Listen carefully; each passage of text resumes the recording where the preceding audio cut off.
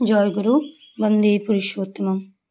আজকের এই ভিডিওটা যদি মন দিয়ে শুনেন তাহলে ঠাকুরকে বুঝতে পারবেন বা ঠাকুরকে অনুধাবন করতে পারবেন। একদিন ইষ্টপ্রসঙ্গ আলোচনার সময় শ্রী শ্রী পিতৃদেবের সাথে প্রফুল্লদা, ননীদা আর অনেক মা এবং দাদারা বসেছিলেন। তখন ননীদা শ্রী শ্রী ঠাকুরের একটি দিব্য লীলা ব্যক্ত করলেন। ঠাকুর একদিন আমাকে ইংরাজি 2-3টি শব্দের বাংলা মানে জিজ্ঞাসা করলেন। শব্দগুলি ছিল কুইর, অ্যাবসলিউট ইত্যাদি। আমি শব্দগুলির বাংলা মানে বললাম। এরপর তিনি ওই শব্দের ভাব সম্বলিত একটা বাণীও দিলেন। প্রফুল্লদা তা লিখে নিলেন। কিছুক্ষণ পর আমি কৌতূহলবশত ঠাকুরকে নিবেদন করেছিলাম, আপনি কি ইংরাজিতে চিন্তা করেন?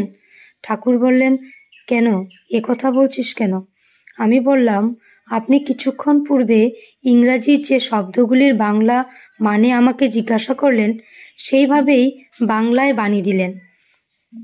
তাতে মনে হচ্ছে ইংরাজিতেই ওই ভাবটা আপনার মনে এসেছিল।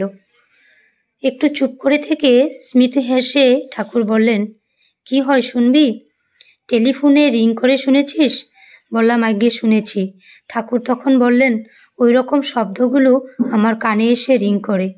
ধর, অনেক দূরে কেউ কোনো সমস্যায় পড়ে তার সমাধান না পেয়ে ভগবানের কাছে আকুল হয়ে প্রার্থনা জানাচ্ছে, ও লর্ড, হাউ কুয়ের, হে ভগবান, আমি এর রহস্য বুঝতে পারছি না, দয়া করে এর সমাধান আমাকে জানিয়ে দাও।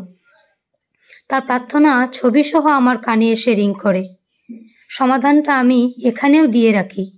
সব শুনে আমি এবং উপস্থিত সকলে স্তব্ধ বিস্ময়ে ঠাকুরের মুখের দিকে তাকিয়ে থাকি। ভাবছি, তার এত দয়া। ইষ্টপ্রসঙ্গে 3য় খণ্ড। জয়গুরু বন্দে পুরুষোত্তমম।